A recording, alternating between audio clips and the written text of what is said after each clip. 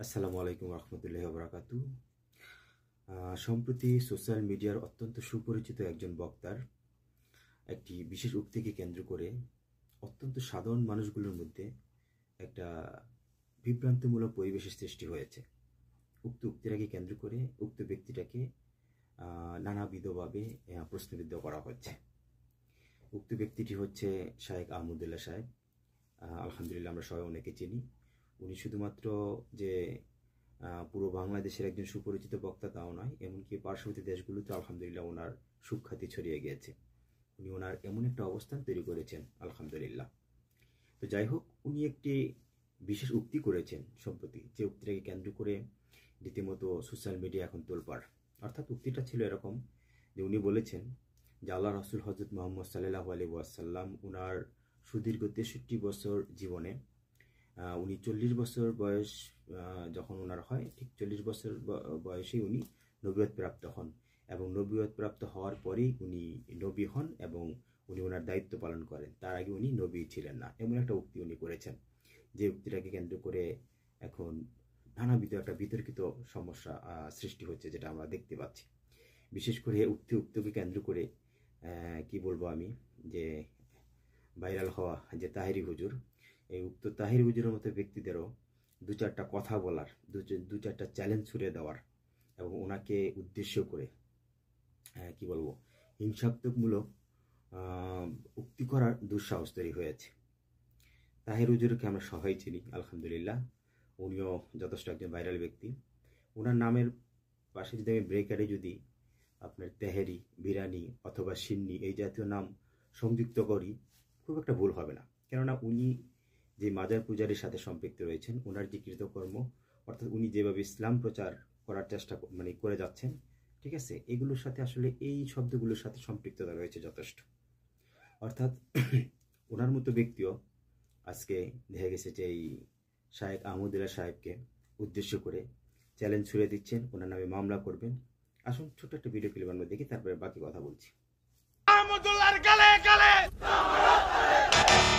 আমাকে অনেক সময় অনেকে অনেক বাজে কথা বলেন, কটু কথা বলেন, হজম করে চলে যায়। আহমদুল্লাহ সাহেবকে বলতে চাই, আমি 48 ঘন্টা সময় দিলাম। চিল্লাই মার্কেট পাওয়া যাবে উক্তিটা ওনার, অর্থাৎ লাস্ট উক্তি যে কি করেছে, যে চিল্লাই কি মার্কেট পাওয়া যায় কিনা। হ্যাঁ, এটা আমরাও বিশ্বাস করি, চিল্লাই আসলে মার্কেট পাওয়া যায় না, এবং আপনি সেই উক্ত ফর্মুলাটা ইউজ করে যাচ্ছেন। অর্থাৎ আপনি যেভাবে মার্কেট পেয়েছেন আমরা সবাই জানি, এই চিল্লাচিল্লি করেই। অর্থাৎ আপনার মধ্যে এমন কোনো রসদ নেই, এমন কোনো ধর্মীয় সম্পদ নেই বা জ্ঞান নেই যেটা দিয়ে আপনি আসলে মানুষকে হেদায়েতের পথে নিয়ে আসতে পারবেন। কেননা আমরা জানি যে আপনার যে আপনি যেভাবে ইসলাম প্রচার করেন বা দাওয়াত দিচ্ছেন, আপনার মূল উপকরণগুলো কী কী। কেননা আপনি জাস্ট আপনার কিছু অন্ধ অনুসারী রয়েছে, যাদেরকে আপনি আপনার মন গড়া কিছু উক্তি দিয়ে এবং কি বলে অডিয়েন্সকে ধরে রাখার জন্য বা আপনার অনুসারীদের ধরে রাখার জন্য যে বিনোদন দেওয়া দরকার, সেই বিনোদন দিয়ে শুধুমাত্র আপনি আপনার পকেট বাড়ি করে যাচ্ছেন। ঠিক আছে, যেখান থেকে আসলে ইসলামিক গভীর কোনো জ্ঞান আমি আজও পর্যন্ত পাইনি, বা গভীর কোনো তথ্য আমি আজও পর্যন্ত পাইনি আপনার উক্তিতে। শুধুমাত্র দেখা গেছে আপনার এই যে কি বলবো মন গড়া কিছু জিকির আজগার এগুলো করে মানুষকে মনোরঞ্জন করে যাচ্ছেন, আর নিত্য নতুন নিজেকে ভাইরাল করার জন্য এমন কিছু উক্তি করতেছেন, মানে যেগুলো আসলে অরুচিকর উক্তি মাঝে মাঝে আপনি করে থাকেন। উক্ত অরুচিকর শব্দগুলো উচ্চারণ করেই আপনি রীতিমতো ভাইরাল হয়েছেন, এবং সেই থেকে যে আপনার এই অবস্থা। অতএব আপনি যে সকল জ্ঞানী ব্যক্তিদেরকে টিকটক হুজুর বা ভাইরাল হুজুর বলে আখ্যায়িত করেন, একবারও নিজের চেহারা আয়নার দিকে তাকিয়ে দেখেন নাই যে উক্ত যেই কি বলবো এটা বিশেষণগুলো ওনাদের উপর আপনি চাপিয়ে দিচ্ছেন, অথচ উক্ত চরিত্রগুলো সমস্ত কিছু আপনার মধ্যে বিদ্যমান রয়েছে। আপনি এইভাবেই ভাইরাল হয়েছেন, আপনি এইভাবেই আসলে এই কি বলে আপনার যে দর্শক শ্রোতা আপনার বেড়েছে। তো যাই হোক, আপনার ওই সকল অন্ধ অনুসারী যারা মাজার পূজারী, তারা একমাত্র আপনাকে ভালোবাসবে, এটাই স্বাভাবিক। মাজার পূজারীকে আমরা কখনোই সমর্থন করি না। যাই হোক, কেন এখন এই ব্যক্তিটার আজকে এই শায়েখ আহমদুল্লাহ সাহেবকে এই ধরনের উদ্যতমূলক চ্যালেঞ্জ ছুড়ে দেওয়ার দুঃসাহস হয়েছে, এবং কি সেই কারণ, কি সেই অন্তর্জ্বালা ওনার, যে যার জন্য ওনাকে মানে ওনার এই উক্তিটাকে কেন্দ্র করে ওনার আপাদ মস্তক জ্বলে উঠলো এবং ওনার প্রতি এত আক্রোশ হয়ে গেল, ওনার প্রতি এত হিংসা পরায়ণ হয়ে গেল। আসুন ছোট্ট একটি ভিডিও ক্লিপ আপনাদের দেখাচ্ছি, তাহলে আপনারা বুঝতে পারবেন কি সেই কারণ। সম্প্রতি মাওলানা গিয়াসউদ্দিন তাহরির একটি আলোচনার অংশবিশেষ সোশ্যাল মিডিয়াতে ব্যাপকভাবে ছড়িয়ে পড়েছে। আল্লাহর দমেরা সুলকি দিয়া গেলেন আল্লাহ গায়েব হইয়া রাসূলের ধন খাজা পাইয়া, রাসূলের ধন খাজা পাইয়া শুইয়া আছে আজমিরে, কেউ ফিরে না খালি হাতে খাজা তোমার। গানে গানে এখানে তিনি যে কথাগুলো বলেছেন, এই কথাগুলো যদি একজন ইমানদার মানুষ বলেন, বিশ্বাস করেন, তাহলে তিনি সঙ্গে সঙ্গে বেঈমান হয়ে যাবেন, সঙ্গে সঙ্গে তিনি ইসলাম থেকে খারিজ হয়ে যাবেন। তার সঙ্গে আর একজন মুশরিকের, একজন হিন্দুর কোনো পার্থক্য থাকবে না যদি তিনি এই গানের কথামালাগুলোকে বিশ্বাস করেন। কারণ এখানে সুস্পষ্টভাবে আল্লাহর সঙ্গে শিরকে আকবর হয়, বড় শিরক হয়, এরকম কথা রয়েছে। এখানে বলা হচ্ছে যে আল্লাহর ধন রাসূলকে দিয়ে আল্লাহ গেলেন গায়েব হইয়া। আল্লাহর ধন যদি রাসূলকে দিয়ে আল্লাহ গায়েব হয়ে থাকেন, নাউজুবিল্লাহ, তাহলে সেক্ষেত্রে তার বিবরণ তো কোরআনে থাকবে, তার বিবরণ তো। যাই হোক, আপনারা দেখতে পেলেন কি সেই রহস্য আসলে, কেন ওনার এই অন্তর্জালার সৃষ্টি হলো, কেন দীর্ঘদিনের চাপানো ক্ষোভ, কষ্ট, অভিযোগ এবং হিংসা, ঠিক আছে, এটার কিভাবে প্রতিফলন ঘটাবে সেটার একটা সুযোগ আজকে উনি পেয়ে গেলেন বহুদিন পরে, যার জন্য ওনাকে উদ্দেশ্য করে এই চ্যালেঞ্জ ছুড়ে দিয়েছেন এবং ওনার নামে মামলা করবেন বলে উনি প্রতিজ্ঞা করেছেন। তো যাই হোক, এই হচ্ছে মূল বিষয়টা। আর এই তাহেরি হুজুর সম্পর্কে আমার তেমন কিছু বলার নেই, কেননা মাজার পূজারি হচ্ছে সম্পূর্ণ শিরকের সাথে যারা সম্পৃক্ত। মাজার পূজার আর শিরক একই কথা, ঠিক আছে। এখন এই অন্ধ অনুসারীদের কখনোই বোঝানো যাবে না যে কেন ওরা এই জাতীয় ব্যক্তিদের প্রতি এত আসক্তি হয়ে পড়েছেন। যার যার কৃতকর্মের উপর ভিত্তি করে মহান আল্লাহ রাব্বুল আলামিন তার ফয়সালা করবেন। একটা কথা অবশ্যই মনে রাখবেন, মহান আল্লাহ রাব্বুল আলামিন জিন ইনসানকে বিচার করবেন শুধুমাত্র একটা কারণে। সেটা কি? সেটা হচ্ছে বিবেক। কেননা মহান আল্লাহ রাব্বুল আলামিন একমাত্র এই বিবেক নামক মহামূল্যবান সম্পদটা আমাদেরকে দেওয়া হয়েছে।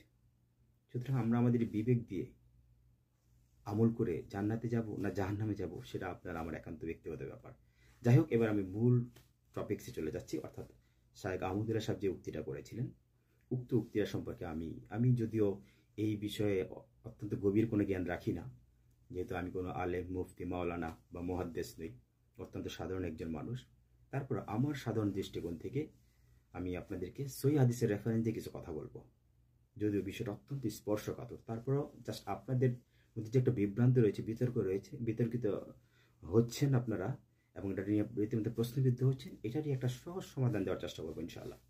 সেটা হচ্ছে যে আমরা যদি সহিহ হাদিসে যাই, অর্থাৎ সহিহ হাদিস জামিআত তিরমিজির 3609 নম্বর হাদিসে কোট করা হয়েছে, যেটা আবু হুরায়রা রাদিয়াল্লাহু আনহু থেকে বর্ণিত। উনি বলেছেন যে একদা আল্লাহ রাসূলকে উদ্দেশ্য করে ওনার সাহাবীরা প্রশ্ন করেছিলেন যে হে আল্লাহ রাসূল, আপনার নবুয়ত কখন থেকে নির্ধারিত হয়েছে, আপনার নবুয়তের সময়কাল কখন থেকে নির্ধারিত হয়েছে? তখন আল্লাহ রাসূল সুস্পষ্টভাবে বলেন যে আমার নবুয়ত তখন থেকেই নির্ধারিত হয়েছে যখন আদম আলাইহিস সালামের আত্মা ও দেহের মধ্যবর্তী অবস্থায় যখন ছিল। আচ্ছা, এটা একটু আমি ভেঙে দিচ্ছি। আত্মা এবং ওনার দেহের মধ্যবর্তী অবস্থান বলতে তখনও দেখা গেছে যে পুরোপুরি আদম আলাইহিস সালাম পুরোপুরি পূর্ণাঙ্গভাবে উনি মানুষরূপে আবির্ভাব হয়নি, ওনার আত্মা সঞ্চালন হয়নি। ঠিক সেই সময় অবস্থান থেকে আল্লাহ রাসূল নবুয়ত প্রাপ্ত হয়েছেন। অর্থাৎ উক্ত হাদিস থেকে এটাই প্রমাণিত হয় যে আল্লাহ নবী বলে স্বীকৃতি অনেক আগেই পেয়েছেন, আল্লাহ রাসূলের উক্তি থেকে যারা স্পষ্ট প্রমাণিত। এছাড়াও আরেকটু চমৎকার একটি উদাহরণ দিচ্ছি, যেটা আমরা জানি যে সেই ইসলাম পৃথিবী সৃষ্টির শুরু থেকে একজন শেষ নবী পর্যন্ত প্রায় 1,24,000 পয়গম্বর পৃথিবীতে এসেছেন, নবী রাসূলগণ এসেছেন। তাদের মধ্যে সবাই প্রথম থেকে শেষ পর্যন্ত একেবারে ঈসা আলাইহিস সালাম পর্যন্ত যতগুলো নবী রাসূল ধারাবাহিকভাবে এসেছেন, সবাই কিন্তু একটা উক্তি করেছেন, একটা মেসেজ আমাদেরকে দিয়েছেন। সেটা কি? যে শেষ জামানে একটা নবী আসবেন, শেষ জামানে একজন নবী আসবেন। এবং ওনার এত প্রশংসা করা হয়েছে প্রত্যেক নবী রাসূলগণ, এমনকি প্রশংসা করতে গিয়ে এও বোঝানো হয়েছে যে ওনার গোলাম হওয়ার যোগ্যতা পর্যন্ত ওনার রাখে না, ঠিক আছে। আবার কিছু কিছু থেকে জানা যায় ওনার জুতার পায়ের ফিতার যোগ্যতা পর্যন্ত ওনারা রাখেন না। মানে এতটাই প্রশংসা করা হয়েছে আল্লাহ রাসূলকে। যাই হোক, ওই সূত্র ধরে বা ওই তথ্যর মোতাবেক ধারণা করা যায় যে আসলে আল্লাহ রাসূল নবী হয়ে, অর্থাৎ নবুয়ত কি বলে রেখে নবুয়ত পেয়েছেন, নবুয়ত লাভ করেছেন, সেটা অনেক আগে, সোজা কথা। এটা সেই অনেক আগে থেকে প্রত্যেকটা নবী রাসূল যেহেতু আমাদের এইভাবে মেসেজ দিয়ে আসতেছেন ওনার নবুয়তের ব্যাপারে। যে এই জাতীয় মেসেজগুলো কিন্তু অন্য নবী রাসূলগণের প্রতি আসেনি। অর্থাৎ ইব্রাহিম আলাইহিস সালাম এসে বলেনি যে পরবর্তীতে অন্য কোনো নবীদের কথা, বা ধরেন আপনার সাপোজ ধরি মুসা আলাইহিস সালাম ধরি বা ঈসা আলাইহিস সালাম ধরি, বা যে সকল নবীগণ ধারাবাহিকভাবে অনেক নবী রাসূলগণ এসেছেন, কেউ কিন্তু কখনো কোনো নবীর কথাকে মেনশন করে বলেননি যে এমন একজন নবী আসতেছেন, এমন একজন নবী আসতেছেন, এরকম কিছু বলেননি। কিন্তু একমাত্র শেষ নবী হযরত মুহাম্মদ সাল্লাল্লাহু আলাইহি ওয়াসাল্লাম, যিনি দুজাহানের বাদশাহ, মহান আল্লাহ রাব্বুল আলামিনের পছন্দের হাবিব, ঠিক আছে, আর সকল নবীর নবী, সোজা কথা। সুতরাং ওনার ব্যাপারটা ছিল সম্পূর্ণ স্পেশাল, সোজা কথা। আসলে মহান আল্লাহ রাব্বুল আলামিনের সাথে আল্লাহর রাসূলের যে একটা আসলে ভালোবাসার যে একটা কি কেমিস্ট্রি, সেটা আমরা কখনোই অনুধাবন করতে পারবো না। যতটুকু জেনেছি জাস্ট বাহ্যিক দৃষ্টি থেকে, অথবা বিভিন্ন পাঠ্যপুস্তক থেকে, অথবা বিভিন্ন মুহাদ্দিসগণের থেকে বা আলেমগণের থেকে, অথবা সেই ধারাবাহিকভাবে ওনার সাহাবী থেকে শুরু করে যদি আমরা ধরি, ওনার সাহাবীদের পরে তাবেঈনদের যুগ থেকে ধরে, তারপরে প্রসিদ্ধ চারজন ইমামের যুগ সময়কাল ধরি, যত কিছুই বলি না কেন, ওনাদের কাছ থেকে যতটুকু রসদ আমরা জানতে পেরেছি, আল্লাহ এবং তার রাসূলের ভালোবাসার একজন কেমিস্ট্রি, সোজা কথা, ওনাদের মধ্যে কি পরিমাণ গভীর ভালোবাসা একে অপরের প্রতি। সুতরাং এটা আসলে আমরা কখনোই কল্পনা করতে পারবো না, কখনো আমরা ব্যাখ্যা করতে পারবো না।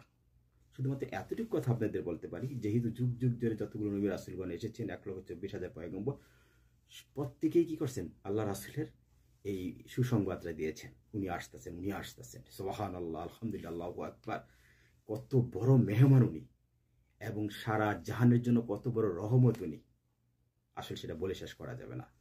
শুধুমাত্র আমাদের ধর্মীয় পুস্তক বা দেখা গেছে আমাদের বড় বড় মুহাদ্দিসগণ বা আলেম ওলামাদের কাছ থেকে এসেছে, শুধু তাই নয়, এমনকি আপনার বিধর্মী যে বইগুলো রয়েছে, সেগুলো তো মহান আল্লাহ রাব্বুল আলামিনের প্রিয় রাসূলের আগমন সম্পর্কে, উনি যে মেহমানে পৃথিবীতে আসবেন তার যথেষ্ট উদাহরণ রয়েছে, সেখানেও মেনশন করা হয়েছে। আমি এটাই বলতে চাচ্ছি। তো যাই হোক, সর্বোপরি আমার এই উক্তি থেকে এতটুকু বুঝতে পারছেন যে আসলে উনি নবুয়ত প্রাপ্ত হয়েছেন অনেক আগেই। এটাকে যদি আমি একটু অন্য ভাষায় বলি, আধ্যাত্মিক ভাষায়, তাহলে আর একটু বুঝতে পারবেন। সেটা হচ্ছে, বিষয়টা এমন যে একটা হচ্ছে রুহানি জগৎ, আর একটা হচ্ছে দুনিয়াবি জগৎ। অর্থাৎ শায়েখ আহমদুল্লাহ সাহেব যে উক্তিটা করেছেন, দুনিয়াবি জগতের, দুনিয়াবি সময়কালের আল্লাহর রাসূলের যেই সময় নির্ধারণ করে দেওয়া হয়েছে, 63 বছর বয়স, উক্ত 63 বছর বয়সে 40 বছর প্রাপ্ত হওয়ার পরে উনি নবুয়ত প্রাপ্ত হয়েছেন, ওরা দায়িত্ব পেয়েছেন, এবং উনি দাওয়াত দিয়েছেন ইসলামের। উনি জাস্ট দুনিয়াবি যে চিন্তাধারা, সেটার উপর ভিত্তি করে সারমর্ম হিসেবে উনি কথাটা উল্লেখ করেছেন। এটা হচ্ছে মূল বিষয়। আবার যে রুহানি জগতের কথা যদি চিন্তা করতে যান, তাহলে আবার ওনার এইভাবে ব্যাখ্যা দেওয়া ঠিক হয়নি। এটা আমার দৃষ্টিকোণ থেকে মনে হয়। আপনারা শুনতেছেন, আপনার দৃষ্টিকোণ থেকে কি মনে হয় সেটা আপনারা ভালো জানেন, ঠিক আছে। আমার দৃষ্টিকোণ থেকে সুস্পষ্ট এটাই প্রমাণিত। যদি রুহানি জগৎ চিন্তা করতেন, তাহলে ওনার নবুয়ত প্রাপ্তটা চিন্তা করতে গেলে সেই বিশাল ব্যাপার, সোজা কথা। সকল নবী রাসূলগণেরও সকলের আগে উনি নবুয়ত প্রাপ্ত হয়েছেন, যেহেতু সবার কাছ থেকে ওনার দাওয়াত চলে আসছে, উনি আসবেন, নবী হয়ে আসবেন। সুবহানাল্লাহ, এটা হচ্ছে মূল বিষয়টা। তাহলে ওনার মতো আসলে একজন জ্ঞানী ব্যক্তি বিষয়টা আসলে আমার মনে হয় একটু সুন্দরভাবে যদি ব্যাখ্যা করতেন। আমরা জানি আলহামদুলিল্লাহ উনি অত্যন্ত সুবক্তা, ওনার সুমিষ্ট কণ্ঠ, এবং আলহামদুলিল্লাহ ওনার কি বলবো আমি, ওনার যে ভাষাগত যে একটা শৈল্পিক সৌন্দর্য, মানুষকে বোঝানোর যে একটা সুন্দর উপস্থাপন, মেধা, জ্ঞান, শব্দ ভাণ্ডার, এগুলো আসলে বলে শেষ করা যাবে না। আর বিশেষ করে ওনার মধ্যে যথেষ্ট গাম্ভীর্য একটা পূর্ণ একটা যে চরিত্র, এটা আলহামদুলিল্লাহ যার প্রশংসনীয়, যেটা কি বলবো, সোশ্যাল মিডিয়ার প্রত্যেকটা সাধারণ মানুষকে আকৃষ্ট করেছে। আলহামদুলিল্লাহ আমারও একজন পছন্দের ব্যক্তি উনি। মানুষ ভুলভ্রান্তি করতেই পারে, ভুল হতেই পারে, অনেক গভীর জ্ঞানের পরও অনেক সময় মানুষের কি বলে, এটা স্লিপ অফ টাং যেটাকে বলা হয়, মুখ দিয়ে চলে আসতে পারে, বা উক্ত বিষয়টা খুব গভীরভাবে চিন্তা করে হয়তো বলা হয় না সাধারণ দৃষ্টিকোণ থেকে। আমি আগেই বললাম যে দুনিয়াবি চিন্তাধারা বা দুনিয়াবি দৃষ্টিকোণ থেকে উনি এটা বলে ফেলেছে। তারপরে ওনার উচিত, যেহেতু ওনার অসংখ্য শুভাকাঙ্ক্ষী রয়েছে, তাদের উদ্দেশ্যে মিডিয়াতে এসে বিষয়টা আরেকটু ক্লিয়ার যদি করে দেন, সবচেয়ে ভালো হয়। যে আসলে আমি দুনিয়াবি চিন্তাধারা থেকে হয়তো কথাটা এইভাবে মেনশন করা হয়েছে। আবার ওই দিক চিন্তা করতে গেলে বা হাদিসগুলো আল্লাহ রাসূলের বক্তব্য থেকে যেটা সুস্পষ্ট প্রমাণিত, উনি অনেক আগে থেকে নবুয়ত প্রাপ্ত হয়েছেন, এটা সবচেয়ে বিষয়টা। আলহামদুলিল্লাহ উনি ভালো জ্ঞানী ব্যক্তি, উনি জানেন, যেহেতু উনি যদি বিতর্কিত হচ্ছেন, উনি রিসেন্টলি নিশ্চয়ই আমাদের মাঝে আবার আসবেন, বিষয়টা ক্লিয়ার করবেন। এটা হচ্ছে মূল বিষয়টা। তা না হলে এই বিষয়টাকে নিয়ে আসলে সাধারণ মানুষগুলোর মধ্যে কাদা ছোড়াছড়ি, রীতিমতো ওনাকে নিয়ে যে সকল স্ক্যান্ডাল তৈরি করছে, অত্যন্ত বিব্রতকর, লজ্জাকর। এমন একজন শায়েখকে, এমন একজন জ্ঞানী ব্যক্তিকে উদ্দেশ্য করে এই ধরনের প্রচার প্রচারণা সাধারণ মানুষগুলো যে বিভ্রান্তি হয়ে পড়ছেন, তাদের প্রতি আমার বিনীত অনুরোধ থাকবে, দয়া করে আপনারা, ঠিক আছে, একজন আলেমকে এইভাবে অসম্মান করবেন না। স্লিপ অফ টাং হতেই পারে, সে যত বড় জ্ঞানী ব্যক্তি হোক না কেন, তাই না? ভুলভ্রান্তি হতেই পারে। এমন স্লিপ অফ টাং তো কিছুদিন আগে আমরা দেখেছি, অনেক দীর্ঘ সময় আগে আপনার ডক্টর মিজানুর রহমান আদরের সাহেব, উনি আমার অত্যন্ত একজন পছন্দের ব্যক্তি। ওনার উক্তি আমার খুবই ভালো লাগে। উনি অত্যন্ত কি বলবো, সুমধুর কণ্ঠের অধিকারী। তো উক্ত ব্যক্তিও কিন্তু এরকম স্লিপ অফ টাং করেছিল। যেমন আপনার যেটা নিয়ে উনি বিতর্কিত হয়েছিলেন, আল্লাহ রাসূল হযরত মুহাম্মদ সাল্লাল্লাহু আলাইহি সাল্লামের যে ওনার যে আসলে কি বলবো দৌহিক ঘটনাকে উপস্থাপন করতে গিয়ে বর্তমান জেনারেশনের উদাহরণ দিয়ে উনি সিমিলারিটি নিয়ে একটা উক্তি করেছিলেন, ঠিক আছে? অর্থাৎ আল্লাহ রাসূলকে ভালোবাসেন বিদায় হয়তো জিনিসটা উনি ওনার দৃষ্টিকোণ থেকে এইভাবে উদাহরণ দিয়েছেন। কিভাবে? যে 6 প্যাক নামে একটা শব্দ বলেছেন, যে বর্তমানে যারা জিম করে, যে সকল ইয়াং যুবকরা, তাদের দেখবেন 6 প্যাক হয়, মানে শরীর খুব ফিট থাকে, সুন্দর থাকে, সুঠাম দেওয়ার অধিকারী থাকে। সেটার সাথে আল্লাহ রাসূলের সাথে উনি সিমিলার রেখে উক্তিটা করেছিলেন, যদিও উক্তিটা অত্যন্ত বেমানান, অরুচিকর, যেটা আমরা জানি, ঠিক আছে? তো এটাই রীতিমতো উনি বিতর্কিত হয়েছে, কিন্তু উনি আসলে কি প্রশংসার উদ্দেশ্যে করেছিলেন। আবার ঠিক এরকম উনি আরেকটা স্লিপ অফ টাং ওনার মধ্যে হয়ে গিয়েছিল, যেটা আমি একটা বক্তব্য দেখেছি, আমার কাছে বিব্রতকর লেগেছিল। সেটা হচ্ছে যে মা খাদিজাতুল কুবরা সম্পর্কে উনি কিছু উক্তি করেছিলেন, মানে খুব উদাসীনভাবে উক্তি করেছিলেন। মা খাদিজাতুল কুবরা কে ছিলেন এটা ওনার বোঝা উচিত ছিল, ঠিক আছে? ওনার ভূমিকা, উনি একজন এমন এক মহিষী নারী যা আসলে প্রশংসা করে শেষ করা যাবে না। উনি সেই খাদিজাতুল কুবরা অর্থাৎ মা খাদিজাকে উদ্দেশ্য করে বলেছিলেন যে একজন পৌরা বয়স্ক ডিভোর্সি নারী, যার সাথে আল্লাহ রাসূলের বিবাহ হয়েছিলেন, একজন বয়স্ক বুড়া, এইভাবে উক্তিগুলো করেছিলেন। আমার কথাগুলো যখন উনি করেছিলেন আমার খুব অন্তরে লেগেছিল, অত্যন্ত কষ্ট পেয়েছিলাম যে মা খাদিজাতুল কুবরা সম্পর্কে ওনার অত্যন্ত সম্মানের সাথে কথা বলা উচিত ছিল, বোঝা উচিত ছিল যে ইসলামে ওনার অবস্থান কি। সুবহানাল্লাহ, আলহামদুলিল্লাহ, আল্লাহু আকবার, ঠিক আছে? তো এই সকল ব্যক্তিদের সম্পর্কে কথা বলার আগে যত বড় জ্ঞানী ব্যক্তি হোক না, যত বড় আলেমী হোক না কেন, অত্যন্ত সম্মানের সাথে কথা বলতে হবে। তো এইভাবে ডিভোর্সি, পৌরা, বয়স্ক নারী, এমনি উক্তিগুলো করা ওনার ঠিক হয়নি, ঠিক আছে? কখনোই ঠিক হয়নি।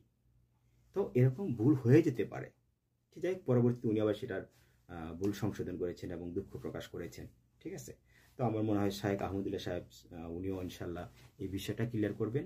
আবারও বলছি, প্রত্যেকটা সাধারণ মানুষকে উদ্দেশ্য করে, সম্মানিত আলেমদেরকে, যারা আপনাদেরকে এত সুন্দর সুন্দর সম্পদ উপহার দিচ্ছেন, তথ্য উপহার দিচ্ছেন, ওই সকল ব্যক্তিগুলো একটু স্লিপ অফ টাঙ্কের জন্য বা ভুলের জন্য দেখা গেছে আপনারা ওনাকে এতটা অপমান অপদস্থ লাঞ্ছিত করতে পারেন না।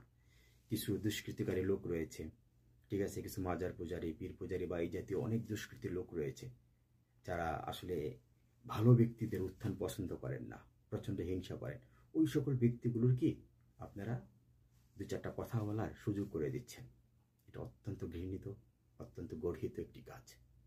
আশা করি যে আপনারা এই জাতীয় কৃতকর্ম থেকে বিরত থাকুন। কেননা আজকে যদি আমরা সম্মানিত প্রকৃত আলেম যারা, তাদেরকে যদি আমরা অসম্মানিত করি, তাহলে পার্শ্ববর্তী দেশগুলো তো আমাদের ইসলামের ভাবমূর্তি ক্ষুণ্ণ হয়, ঠিক আছে? আমাদেরও একটা ব্যক্তিগত যে ইমেজ, সেটাও আমরা নষ্ট করতেছি। আল্লাহ না করে কোন ভুল ভ্রান্তির কারণে আমরা কোন পাপের পথে এগুচ্ছি, সেটাও একটা বিশাল একটা চিন্তার বিষয়। তো এই জাতীয় কাজগুলো আমরা না করি, ঠিক আছে?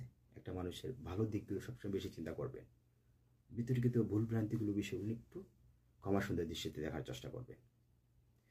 মহান আল্লাহ রাব্বুল আলামিন সকলকে সহিহ বুঝদান করুন। আমি জানি না পুরো ভিডিওটা কেউ দেখেছেন কিনা, যদি দেখে থাকেন আমার মনে হয় অনেক তথ্য আপনারা এখান থেকে জানতে পারবেন, গভীর কিছু আমি তার দেওয়ার চেষ্টা করেছি।